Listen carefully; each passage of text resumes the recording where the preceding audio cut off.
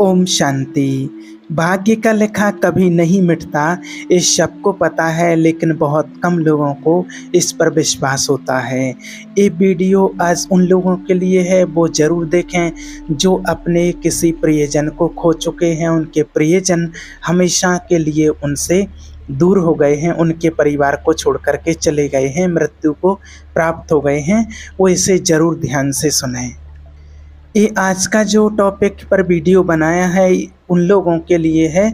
बहुत सारे लोगों ने कमेंट किया है, बहुत लोगों ने कॉल पर भी बात करके पूछा है कि हम अपने किसी प्रियजन को नहीं बचा पाए हैं, हम समय से हॉस्पिटल नहीं पहुंच पाए हैं, हमने अच्छे डॉक्टर को नहीं दिखा पाया।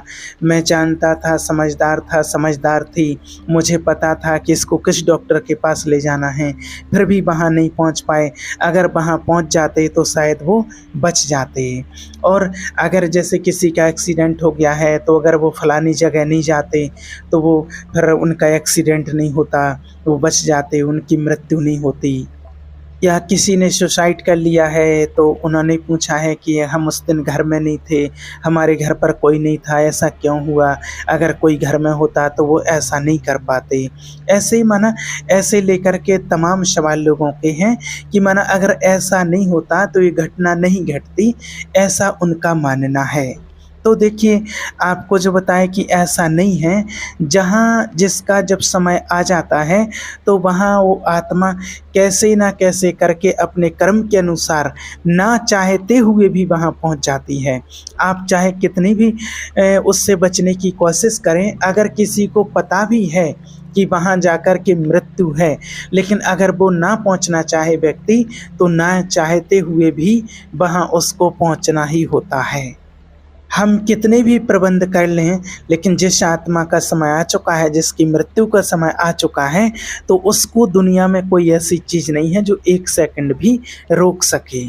तो जिनके भी मन में ये सवाल हैं और वो बहुत दुखी होते रहते हैं अपनों की मृत्यु के कारण, सोच सोच करके मेरे कारण उनकी मृत्यु हो गई, मैंने ऐसा नहीं कर पाया, उसने ऐसा नहीं कर पाया, तो आप सभी को आज इस वीडियो में आपके इस सवाल का जवाब मिल जाएगा। किसी गांव में देखिए एक बहुत ज्ञानी पंडित रहता था। एक दिन वह अपने बचपन के मित्र से मिलने के लिए दूसरे गांव में जा रहे थे। वह मित्र बचपन से ही गूंगा एवं एक पैर से अपाहिज था और उस मित्र का गांव काफ़ी दूर था और रास्ते में कई भी छोटे छोटे गांव पड़ते थे। पंडित जी अपनी ही धुन में चले ही जा रहे थे कि रास्ते में पंडित जी को एक और व्यक्ति मिल गया। अब वो भी पंडित जी के साथ साथ रास्ते में चलने लगा। पंडित जी ने सोचा चलो अच्छा ही हुआ है, साथ साथ में चलने से सफ़र भी जल्दी कट जाएगा, बोरिंग नहीं होगी। चलते चलते पंडित जी ने उस आदमी से उसका नाम पूछा तो उस आदमी ने अपना नाम महाकाल बताया। अब पंडित जी को ये नाम बहुत अजीब सा लगा, पर पंडित ने नाम के विषय में कुछ और जानना उचित नहीं समझा, न उनसे पूछा। दोनों धीरे धीरे साथ में चल ही रहे थे, तभी रास्ते में एक गांव आया। तो महाकाल ने पंडित से कहा तुम आगे चलो, मुझे इस गांव में एक संदेशा देना है और मैं वो संदेश दे करके आता हूँ, मैं आपसे आगे मिलता हूँ। पंडित ने कहा ठीक है और आगे की ओर चल दिए। तभी गांव में खबर फैली कि एक व्यक्ति को किसी भैंसे ने मार दिया है और जैसे ही भैंसे ने उस व्यक्ति को मारा है, ठीक थोड़ी ही देर में महाकाल आ गया। फिर चलते चलते पंडित और महाकाल चलते चलते फिर एक गांव के पास में पहुंचते हैं, जहां पर एक छोटा सा मंदिर बना था। ठहरने की व्यवस्था भी अच्छी लग रही थी। पंडित के मित्र का भी गांव वहां से काफ़ी दूर था और रात्रि भी होने वाली थी।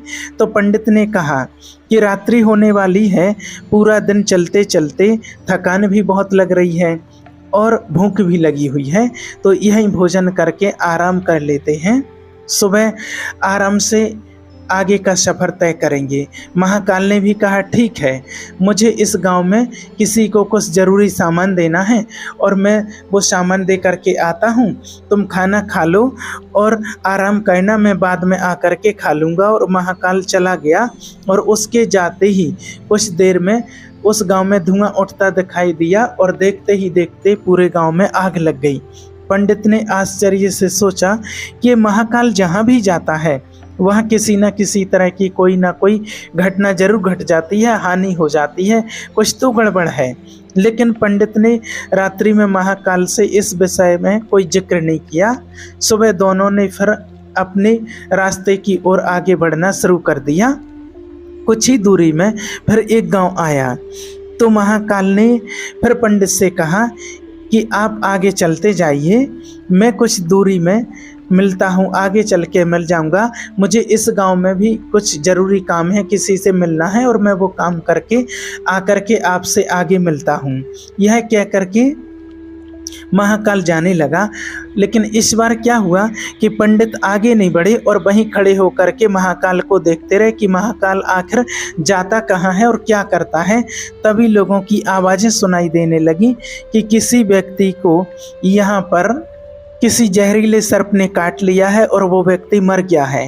फिर कुछ ही देर में महाकाल उस पंडित जी के पास पहुंच जाता है। लेकिन इस बार पंडित को सहन नहीं हुआ और पंडित जी ने महाकाल से पूछ ही लिया कि आप जिस गांव में जाते हो वहाँ कोई ना कोई नुकसान जरूर हो जाता है, क्या तुम मुझे बता सकते हो ऐसा क्यों होता है? तो महाकाल ने जवाब दिया, पंडित जी आप तो मुझे बहुत बड़े ज्ञानी मालूम पड़े थे, इसलिए मैं आज के साथ चलने लगा था, क्योंकि ज्ञानियों का संग बहुत अच्छा होता है, परंतु आप अभी तक समझ नहीं पाए कि मैं कौन हूँ। पंडित जी ने कहा, मैं समझ तो गया हूँ, लेकिन मुझे कुछ शंका है। अगर आप ही अपना उपयुक्त परिचय दे दें तो मुझे आसानी होगी आपको समझने में। तो महाकाल ने जवाब दिया कि मैं यमदूत हूँ और यमराज की आज्ञा से उन लोगों के मैं प्राणों का हरण करता हूँ जिनकी आयु पूरी हो जाती है, जिनकी मृत्यु का समय आ जाता है।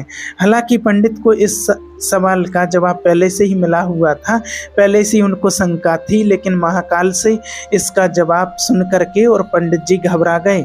लेकिन फिर से हिम्मत करके पंडित जी ने पूछा कि अगर ऐसी बात है तुम सचमुच में ही यमदूत हो तो अगली मृत्यु किसकी है?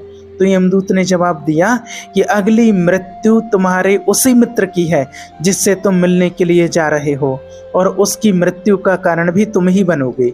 यह बात सुनकर पंडित तो सहम से गए और सोच में पड़ गया कि वास्तव में यदि यह महाकाल यमदूत हुआ तो उसकी बात भी सही होगी और उसके कारण मेरे बचपन के सबसे घनिष्ठ मित्र की मृत्यु हो जाएगी।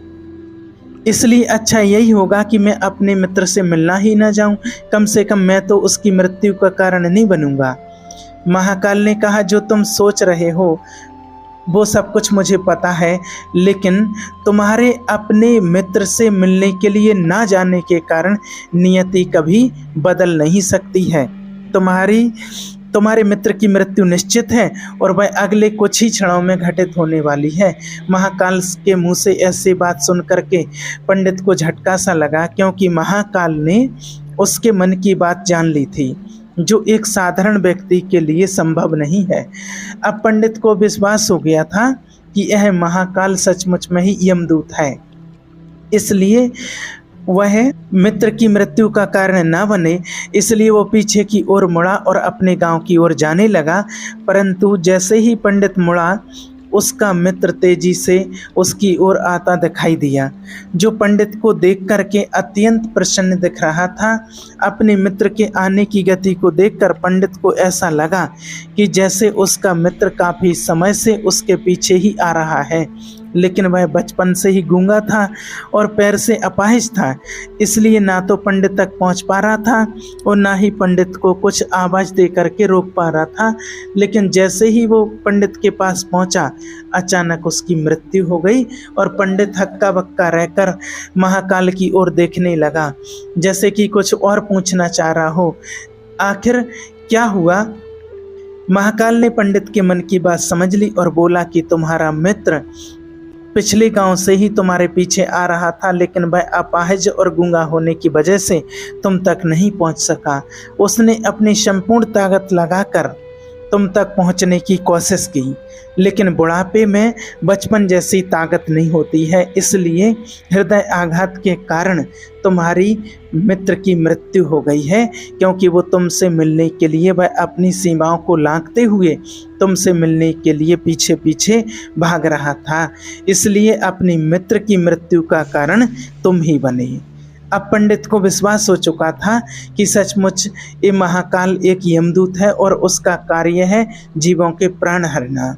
पंडित एक ज्ञानी व्यक्ति था, इसलिए यह भी जानता था कि मृत्यु पर किसी का बस नहीं चलता है। सभी जीवों को एक न एक दिन अपने निश्चित समय पर जाना ही होता है। यह सोचकर अपने आप को उसने संभाल लिया, लेकिन अचानक पंडित के मन में स्वयं की मृत्यु के बारे में जानने की इच्छा हुई। इसलिए उसने महाकाल से कहा कि जब मृत्यु मेरे मित्र की होनी थी तो तुम शुरू से ही मेरे साथ क्यों चल रहे थे। महाकाल ने जवाब दिया कि मैं तो वहाँ पहुँच ही जाता हूँ कुछ समय पहले ही जहाँ किसी की मृत्यु का समय आ जाता है, किंतु लोग पहचान नहीं पाते हैं, क्योंकि लोगों के पास अपनी समस्याओं के अलावा किसी और व्यक्ति, वस्तु या घटना के संदर्भ में सोचने या उसे समझने का समय ही नहीं होता है। वो अपने में ही व्यस्त रहते हैं। तो पंडित ने कहा कि तुम बता सकते हो कि मेरी मृत्यु कब और कैसे होगी। तो महाकाल ने कहा, हालांकि किसी सामान्य जीव को यह जानना उपयुक्त नहीं है, क्योंकि कोई भी जीव अपनी मृत्यु के बारे में जानकर दुखी ही होता है, लेकिन तुम ज्ञानी व्यक्ति प्रतीत होते हो और अपनी मित्र की मृत्यु को जितनी आसानी से सहन कर लिया है, उसे देखकर लगता है कि तुम अपनी मृत्यु के बारे में जानकर भी दुखी नहीं होगे।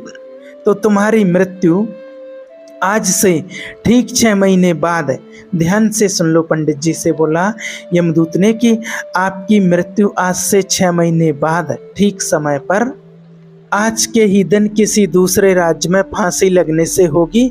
और सबसे आश्चर्य की बात यह होगी कि तुम स्वयं खुशी से फांसी को स्वीकार कर लोगे। इतना कहकर महाकाल जाने लगा, क्योंकि महाकाल के पास पंडित के साथ चलते रहने का अब कोई और कारण नहीं था। पंडित भी अपने मित्र की यथाशक्ति अंतिम संस्कार करके और अपने गांव वापस चला गया। लेकिन कोई व्यक्ति कितना भी ज्ञानी क्यों ना हो, अपनी मृत्यु का बात जान करके दुखी तो होता ही है, व्यतीत तो होता ही है, और मृत्यु से बचने के लिए कुछ ना कुछ कर्म करता ही है। सो पंडित ने भी कोई उपाय किया, क्योंकि पंडित तो विद्वान था, इसलिए उसकी ख्याति उसके राज्य के राजा तक थी। तो पंडित ने सोचा कि राजा के पास तो कई ज्ञानी मंत्री होते हैं, तो मेरी मृत्यु से संबंधित कोई ना कोई समस्या का हल तो निकाल ही लेंगे। तो पंडित यह सोचते हुए राज दरबार में पहुंच जाते हैं और राजा को इशारा भी देते हैं और सारा वृत्तांत सुनाते हैं।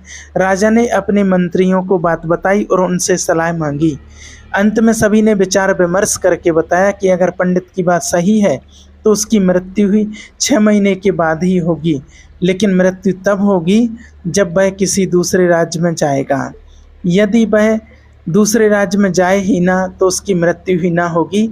और मंत्रियों का यह सुझाव राजा को भी अच्छा लगा, तो पंडित को रहने की व्यवस्था महल में कर दी गई और राजा के आदेश के बिना उस पंडित से किसी को भी मिलने नहीं दिया जाता था।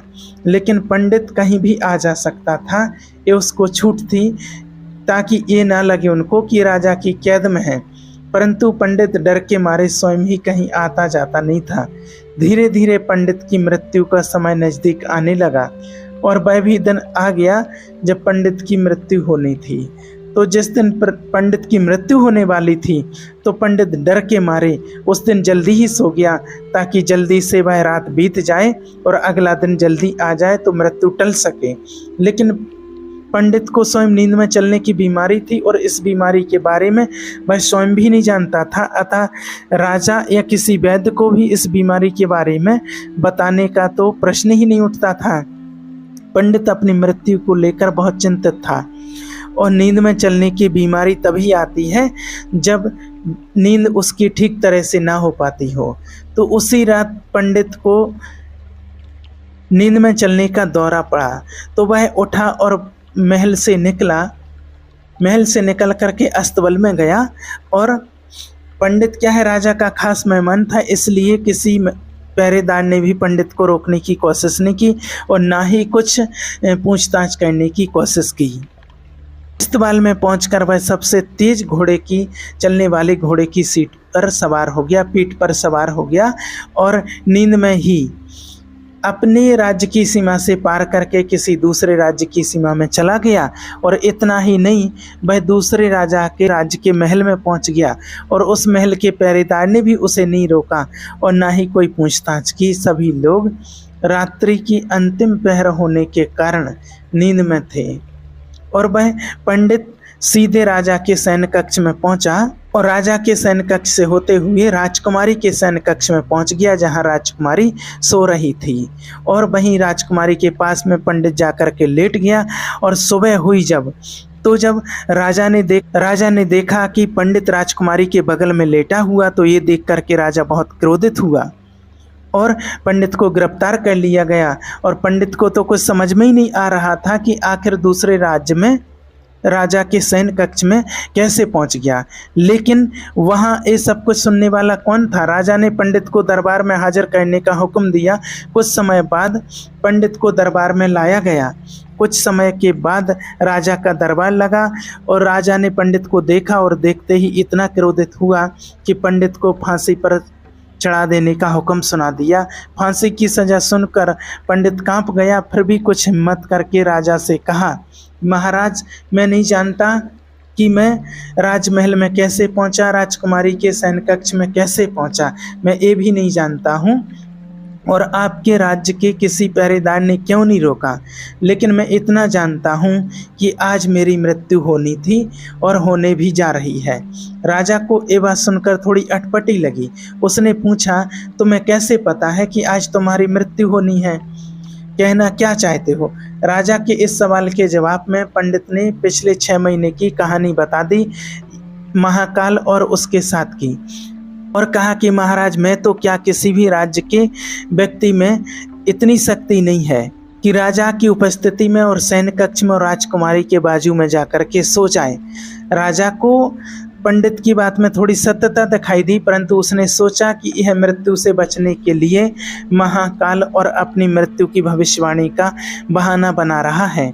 इसलिए राजा ने पंडित से कहा, यह तुम्हारी बात सत्य है और आज तुम्हारी मृत्यु का दिन है, तो ऐसा कि महाकाल ने तुमसे कहा था तो तुम्हारी मृत्यु का कारण मैं नहीं बनूंगा। लेकिन अगर बात झूठी निकली तो निश्चित ही आज तुम्हारी मृत्यु का दिन होगा, क्योंकि पड़ोसी राज्य का राजा उसका मित्र था। उसने तुरंत सिपाहियों के पास दूसरे राज्य के राजा को पत्र भेजा और पंडित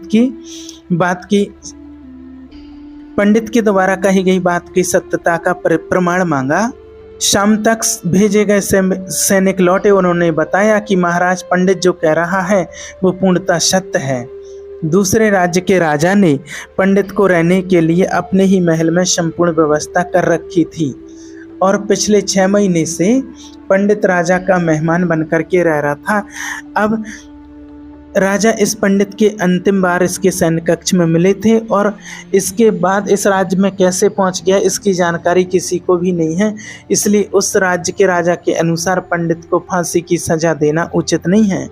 लेकिन राजा के लिए भी एक नई समस्या आ गई, क्योंकि उसने बिना कुछ जाने ही पंडित को फांसी पर चढ़ाने की सजा सुना दी थी। इसलिए अगर फांसी ना दी जाए पंडित को तो राजा के कथन का अपमान हो जाए, और अगर राजा के द्वारा दी गई सजा का मान रखा जाए तो पंडित की बिना वजह ही मृत्यु हो जाएगी। राजा ने अपने सभी मंत्रियों से इस बात की चर्चा की। सभी मंत्रियों ने सुझाव दिया कि पंडित को एक कच्चे सूत से फांसी लगवा दी जाए, जिससे आपके कथन का भी मान रह जाएगा और कच्चे सूत के धागे से पंडित को भी फांसी नहीं होगी और उसके प्राण भी बच जाएंगे। राजा को यह सुझाव अच्छा लगा। उसने ऐसा ही आदेश सुना दिया। पंडित के लिए कच्चे धागे की सूत का फांसी का फंदा बनाया गया और नियम के अनुसार पंडित को फांसी पर चढ़ाए जाने लगा। और सभी लोग खुश थे कि ना तो पंडित मरेगा और ना ही राजा का वचन झूठा पड़ेगा।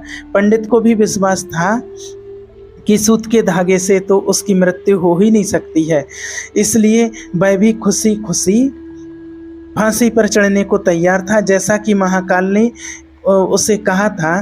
तो क्या हुआ, जैसे ही पंडित को फांसी दी गई तो सूत का धागा तो टूट गया, लेकिन टूटने से पहले वो सूत के धागे ने अपना काम कर दिया था।